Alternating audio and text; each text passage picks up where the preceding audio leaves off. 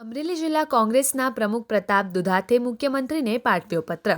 ઉત્સવમાંથી બહાર આવી ખેડૂતોને સહાય નહીં દેવા માફ કરવા પાઠવ્યો પત્ર. 2024માં કૃષિ સહાયમાં અમરેલી જિલ્લાના 700 ગામડાઓ બાકાત. 2025માં સતત કમોસમી વરસાદથી ખેડૂતોના ખેતી પાકને વ્યાપક નુકસાન. નવા વર્ષના પ્રારંભે ફરીથી અમરેલી જિલ્લાના ખેડૂતોને નુકસાનથી આર્થિક સ્થિતિ દયનીય બની.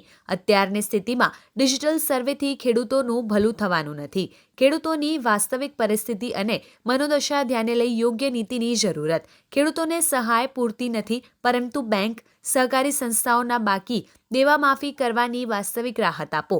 દેવા માફીથી ખેડૂતો નવી શરૂઆત કરી શકે તેવો પત્ર પાઠવતા પ્રતાપ દુધાત. સરકારમાં પત્ર પાઠવ્યો છે કે ખેડૂતોના દેવા માફ કરી દેવા જોઈએ અતિવૃષ્ટિને કારણે, શું કહેશો તમે?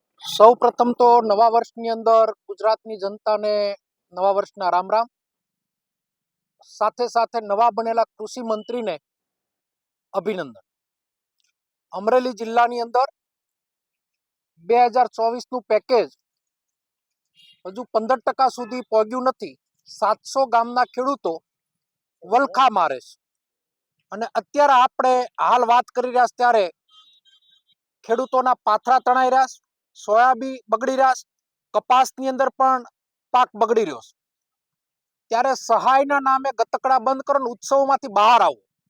ઉત્સવ કરીને આંજવાની પદ્ધતિમાં સખત ઉત્સવોમાં રાખતી, પ્રજાને વ્યસ્ત રાખતી આ સરકાર સેટેલાઇટની વાતો કરે, ટેકનોલોજીની વાતો કરે.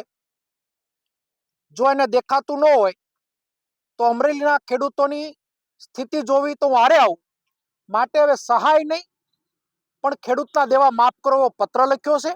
અને કુંભકર્ણની નિંદ્રામાંથી બહાર આવો, બહાર આવી અને ખેડૂતોને ન્યાય આપો એવી અપીલ કરીશ.